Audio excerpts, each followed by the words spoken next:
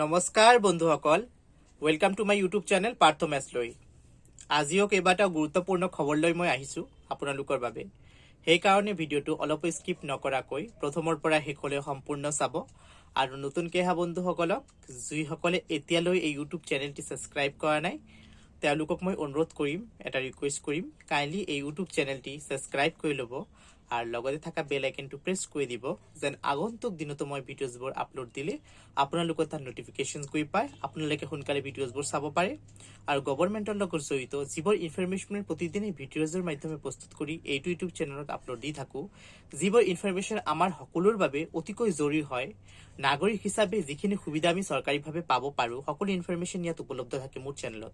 চ' বন্ধুসকল, কাইণ্ডলি সেই ইনফৰমেশ্যনসমূহ পোৱাৰ বাবে কাইণ্ডলি ডেইলি এবাৰ হ'লেও ভিজিট কৰিব এই ইউটিউব চেনেলটি, যেন গভৰ্ণমেণ্টৰ লগত জড়িত সকলো দৰকাৰী ইনফৰমেশ্যন আমাৰ সকলোৰে নলেজত আহি থাকে, আমি সকলোৱে যেন সুবিধাখিনি ল'ব পাৰোঁ চিটিজেন হিচাপে।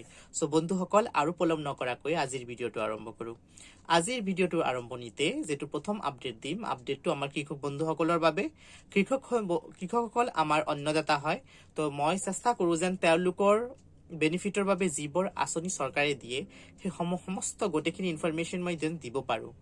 চ' সেইবাবে প্ৰথম আঁচনিটোৰ কথা মই উল্লেখ কৰিলোঁ, প্ৰধানমন্ত্ৰী কিষাণ সন্মান নিধি আঁচনি। ইতিমধ্যে এই আঁচনিৰ দ্বাৰা আমাৰ অসম তথা সমগ্ৰ দেশৰ বহু কৃষকে উপকৃত হৈছে। বছৰি 6,000 টকাকৈ লাভ কৰে কৃষকসকলে এই আঁচনিৰ মাধ্যমে। কিন্তু বৰ্তমান এই আঁচনিটিৰ যিটো পৰ্টেল আছে, পৰ্টেলত নতুন এটা অপশ্যন আহি পৰিছে। অপশ্যনটো হ'ল eKYC। হয়, eKYCটো আপলোড কৰা অতিকৈ জৰুৰী হয়, এইটো মেণ্ডেটৰী হয়। কাৰ বাবে মেণ্ডেটৰী হয়?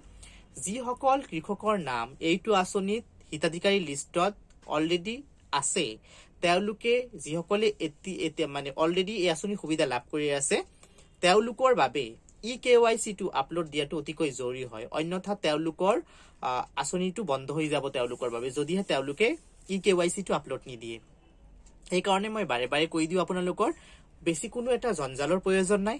আপোনালোকে আপোনালোকৰ যিসমূহ ডকুমেণ্ট দি আপোনালোকে প্ৰধানমন্ত্ৰী কিষাণ সন্মান নিধি আঁচনিত এপ্লাই কৰিছিলে, গোটেইকেইটা ডকুমেণ্ট লৈ গৈ নিজৰ নিকটৱৰ্তী কমন ছাৰ্ভিচ চেণ্টাৰত গৈ যোগাযোগ কৰক। তাত আপোনালোকে eKYCটো আপলোড কৰাই দিব।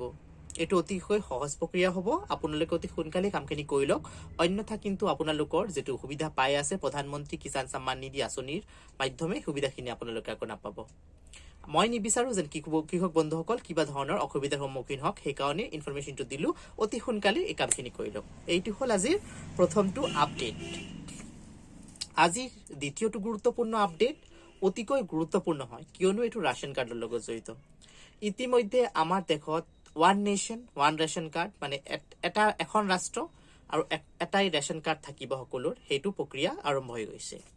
তো ইয়াৰ মাধ্যমে কি হৈছে, ৰেচন কাৰ্ডত আধাৰ কাৰ্ড থকাটো লিংক কৰাটো অতিকৈ বাধ্যতামূলক হৈ পৰিছে, যিসকল সদস্যৰ নাম ৰেচন কাৰ্ডত আছে। এতিয়া আজিৰ প্ৰশ্নটো হ'ল, ধৰক কাৰোবাৰ বিয়া পাতিলে, তেওঁৰ ৱাইফৰ নাম এইটোত ইনক্লুড কৰিব বিচাৰে, বা নতুন সদস্যৰ নাম তেওঁলোকে ইনক্লুড কৰিব বিচাৰিছে নিজৰ ৰেচন কাৰ্ডত। যদিহে নতুন সদস্য যদি ঘৰত আহিছে, তেওঁৰ নাম যদি ইনক্লুড কৰা নাই, তেনেহ'লে আপোনালোকৰ এটা লছ হ'ব। লছ কেনেকৈ হ'ব? আপোনালোকে ৰেচনটো নাপাব তেওঁৰ নামত, ঠিক আছে। যদিও আপুনি যোগ্য ব্যক্তি হিচাপে তেওঁৰ নামটো ইনক্লুড কৰিলে পাই যাব। এতিয়া নতুন ব্যক্তিৰ নাম ৰেচন কাৰ্ডো আপোনাৰ আছে, তাত নতুন সদস্যৰ নাম কেনেকৈ অন্তৰ্ভুক্ত কৰিব? তাৰ বাবদ আপোনালোকে ক'ত যাব লাগিব? নিজৰ এৰিয়াৰ যিটো যোগান বিভাগৰ কাৰ্যালয় আছে, ফুড ছাপ্লাই যিটো অফিচ আছে, তাত গৈ যোগাযোগ কৰিব লাগিব। তাত গৈ আপোনালোকে জনাব যে আপোনালোকৰ পৰিয়ালত নতুন সদস্য আহিছে, যাৰ নাম আপোনালোকে নতুন ৰেচন কাৰ্ড নিজৰ ৰেচন কাৰ্ডত ইনক্লুড কৰিব বিচাৰিছে। তাত আপোনালোকক এটা ফৰ্ম দিব। আপোনালোকে ফৰ্মটো আনি ফিল আপ কৰি, ফৰ্মটোত যিজন ব্যক্তিৰ নামত ৰেচন কাৰ্ড আছে তেওঁৰ ডিটেইলছ ফৰ্মটোত লিখা থাকিব। যিজন ব্যক্তিক ইনক্লুড কৰিব, তেওঁৰ ক'ৰ পৰা আহিছে, তেওঁৰ ঘৰত যদি ৰেচন কাৰ্ড আছে তাত জেৰক্স, তাত মেনশ্যন থাকিব। সকলো বস্তু ফিল আপ কৰি, সকলো ডকুমেণ্টৰ জেৰক্স একেলগে গাঁঠি দি আপোনালোকে আকৌ ফুড ছাপ্লাই অফিচত জমা দিব। তাত ৰেচন কাৰ্ডৰ দোকানৰ নামো লিখিব লাগিব, অৱশ্যে ফৰ্মটোত মেনশ্যন থাকিব। এইটো যেতিয়া আপোনালোকে তাত ছাবমিট কৰিব, আপোনালোকে এটা ৰিচিপ্ট দিব। ৰিচিপ্টটো আনি আপোনালোকে নিজৰ যিটো ৰেচন কাৰ্ডৰ দোকান আছে তাত ছাবমিট কৰিব। এইটো প্ৰচেছ কৰিলে কি হ'ব, আপোনালোকৰ পৰিয়ালত যদি নতুন সদস্য অন্তৰ্ভুক্ত হৈছে, তেওঁৰ নাম আপোনালোকৰ ৰাশন কাৰ্ডতো ইনক্লুড হৈ যাব। কামখিনি অতি সোনকালে কৰি লওক। এইটো অতিকৈ জৰুৰী খবৰ আহিছে চৰকাৰৰ ফালৰ পৰা। এইটো আছিল আজিৰ দ্বিতীয়টো গুৰুত্বপূৰ্ণ খবৰ। আজিৰ তৃতীয়টো গুৰুত্বপূৰ্ণ খবৰ হ'ল অৰুণোদয় আঁচনি সম্পৰ্কে। সো বন্ধুসকল, ইতিমধ্যে বহুতে মোক প্ৰশ্ন সুধিছে যে দাদা, অৰুণোদয় আঁচনিৰ নতুনকে আবেদন প্ৰক্ৰিয়া আৰম্ভ হৈছে নেকি? হয় বন্ধুসকল, অৰুণোদয় আঁচনিৰ নতুনকে আবেদন প্ৰক্ৰিয়া বৰ্তমান আৰম্ভ হোৱা নাই।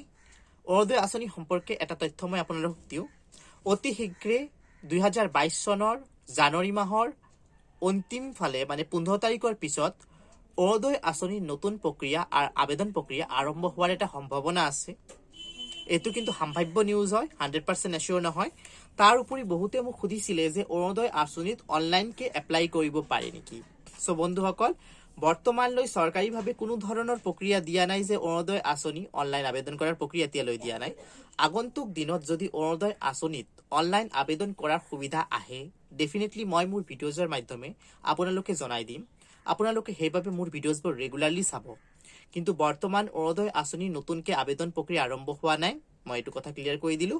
আৰু যেতিয়াই আবেদন প্ৰক্ৰিয়া আৰম্ভ হ'ব, এইটো অনলাইন হ'ব নে অফলাইন হ'ব, সকলো তথ্য মোৰ ভিডিঅ'জত পাই যাব। সেইকাৰণে ভিডিঅ'জবোৰ ৰেগুলাৰলি চাব। এইটো আছিল আজিৰ আৰু এটা গুৰুত্বপূৰ্ণ খবৰ। এতিয়া আহিম আজিৰ অতিকৈ গুৰুত্বপূৰ্ণ খবৰ যিটো আছে আজিৰ ভিডিঅ'টোৰ। আজি এটা 50,000 টকা লাভ কৰিব পাৰিব চৰকাৰৰ ফালৰ পৰা। হয় বন্ধুসকল, এইটোত কোনো ধৰণৰ কোনো ধৰণৰ এৰি নাই, মানে কোনো ধৰণৰ মিডিলমেন নাথাকিব। ডাইৰেক্টলি চৰকাৰৰ ফালৰ পৰা লাভ কৰিব 50,000 টকা। কেনেকৈ আবেদন প্ৰক্ৰিয়াত অংশগ্ৰহণ কৰিব, তাৰ উপৰি কোনে কোনে লাভ কৰিব, সকলো তথ্য জনাই আছো। ভিডিঅ'টো সেইকাৰণে মনোযোগেৰে চাব। এই 50,000 টকাৰ আৰ্থিক সাহায্য, একালীন সাহায্য চৰকাৰীভাৱে লাভ কৰাৰ বাবে প্ৰথমতে এটা অনলাইন প্ৰচেছ কৰিব লাগিব। অনলাইন প্ৰচেছটোৰ বাবে আপোনালোকে গুগল বা ক্ৰোম ব্ৰাউজাৰ অপেন কৰি তাত www.cmcovidsupport.assam.gov.in এইটো ৱেবছাইটত মানে লগ ইন কৰিব লাগিব। আকৌ এবাৰ ৰিপিট কৰি দিওঁ এই পৰ্টেলটোৰ মানে এই ৱেবছাইটটোৰ কথা। স্মল লেটাৰত লিখিব cmcovidsupport.assam.gov.in। এইটো পৰ্টেলত লগ ইন কৰাৰ পাছত আপোনালোকে তাত নিজৰ ফোন নাম্বাৰ দাখিল কৰিব লাগিব। তাৰ পাছত আপোনালোকে এটা OTP লাভ কৰিব। OTPটো লাভ কৰাৰ পাছত আপোনালোকে এটা ফৰ্ম ফিল আপ কৰি এইটোৰ আবেদন প্ৰক্ৰিয়াত অংশগ্ৰহণ কৰিব লাগিব। এইটো প্ৰক্ৰিয়াত আবেদন কৰাৰ বাবে আপোনালোকৰ কি লাগিব? এটা আইডেন্টিটি প্ৰুফ লাগিব যে আপোনালোকে 50,000 টকাটো বিচাৰে। কোনে বিচাৰিব পাৰিব? যিসকল ব্যক্তিৰ আত্মীয় কোভিড মহামাৰীৰ বাবে মৃত্যুবৰণ কৰিছিলে তেওঁলোকেহে লাভ কৰিব সুবিধাখিনি। এই যিসকল ব্যক্তিৰ মৃত্যু হৈছে কোভিডৰ বাবে, তেওঁলোকৰ নিকটাত্মীয়ই এইটোত আবেদন কৰিব পাৰিব। তাৰ বাবে তেওঁলোকৰ এটা আইডেন্টিটি প্ৰুফ দিব লাগিব। তাৰ পাছত যিজন ব্যক্তিৰ মৃত্যু হৈছে তেওঁলোকৰ COVID-19 পজিটিভ আছিল বুলি এটা চাৰ্টিফিকেট ডেফিনেটলি দিছিলে, সেইটো লাগিব। তাৰ উপৰি TPCR পৰীক্ষাৰ প্ৰতিবেদনো লাগিব। তাৰপিছত ডেথ চাৰ্টিফিকেট দিব লাগিব। তাৰপিছত উপায়ুক্তৰ দ্বাৰা জাৰিকৃত নিকটাত্মীয়ৰ প্ৰমাণপত্ৰ, আপোনাৰ জিলা উপায়ুক্তৰ দ্বাৰা আপুনি যে তেওঁৰ নিকটাত্মীয় হয় তাৰ এটা প্ৰমাণপত্ৰ লাগিব। আপুনি গোটেইখিনি ডকুমেণ্ট দি তাত দি দিব। আৰু 22 ডিচেম্বৰ 2021 চনৰ পৰা আবেদন প্ৰক্ৰিয়াটো উপলব্ধ হৈ গৈছে। মই যেনেকৈ প্ৰচেছত ক'লো আপোনালোকে আবেদন কৰিব পাৰিব যিসকল ব্যক্তিৰ নিকটাত্মীয় কোভিড মহামাৰীৰ বাবে মৃত্যুবৰণ কৰিছিলে। সো আজিৰ আপডেট ইমানে আশা ৰাখিছোঁ আজিৰ ভিডিঅ'টো আপোনালোকৰ ভাল লাগিব, আপোনালোকৰ কামত আহিব। যদি ভিডিঅ'টো ভাল লাগে এটা লাইক কৰি দিব। কিবা প্ৰশ্ন থাকিলে কমেণ্ট বক্সত সুধিব। তাৰ লগত ভিডিঅ'টো ছ'চিয়েল মিডিয়া প্লেটফৰ্মছত যেনেকৈ হোৱাটছআপ, ফেচবুক সকলোতে শ্বেয়াৰ কৰি দিব, যেন সকলো মানুহ তাত ইনফৰমেশ্যনবোৰ গৈ পায়। সো বন্ধুসকল, আকৌ লগ পাম নতুন ভিডিঅ'ত নতুন আপডেট লৈ। তেতিয়ালৈ নমস্কাৰ আৰু ধন্যবাদ মোৰ ভিডিঅ' চোৱাৰ বাবে।